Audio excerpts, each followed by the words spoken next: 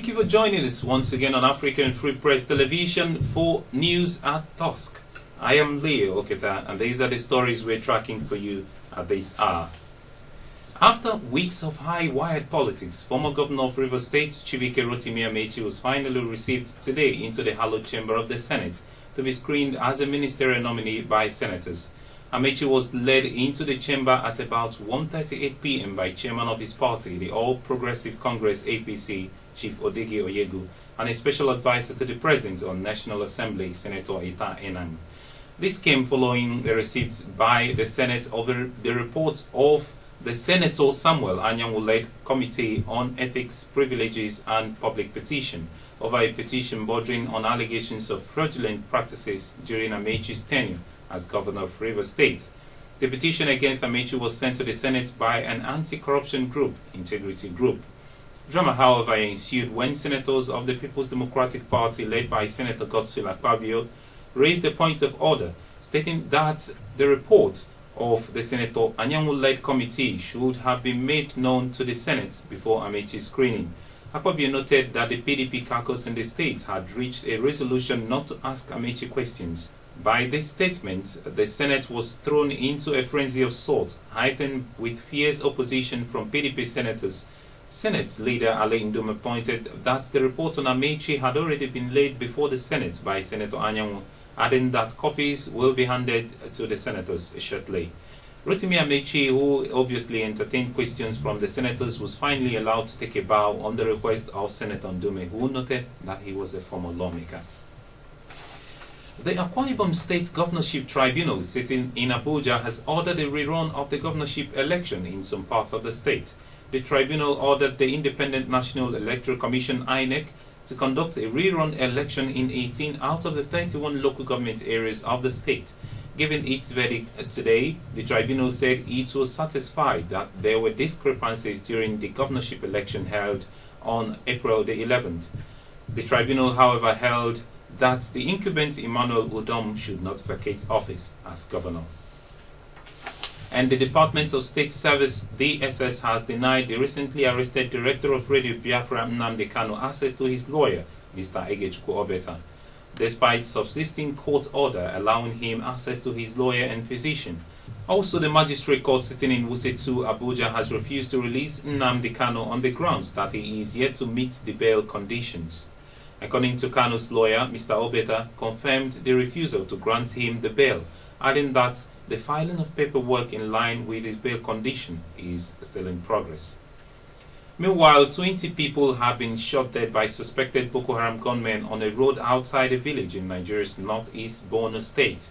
A local vigilante operative said that a large group of Boko Haram gunmen fleeing a military offensive on their camp in Nkansai district opened a fire on 4 cars just outside Jingalta village, 70 kilometers north of Maiduguri, killing all 20 passengers inside. The gunmen, who were driving pickup trucks and motorcycles, also looted and burnt the entire village, whose residents had already fled following the attack. The Turkish state-owned media, quoting senior military sources in Nigeria, reports that Nigeria has hired mercenaries to fight the dreaded Boko Haram terrorist sect as military chiefs face a December deadline to crush the militants. The mercenaries, estimated at around 250 personnel and hired from South Africa-based private contractors, specialized tax, training, equipment and protection, are being deployed along with fighter jets in Operation Firefox.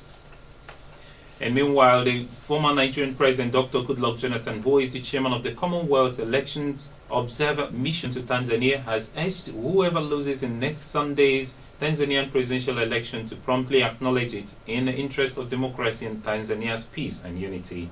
Jonathan, who has been briefing a broad spectrum of stakeholders in Dar es Salaam, including chairman of the Electoral Commission, leaders of political parties, journalists, youth organizations and the civil society, said it was equally important to realize that for the poll to be free and fair, all stakeholders must play their part.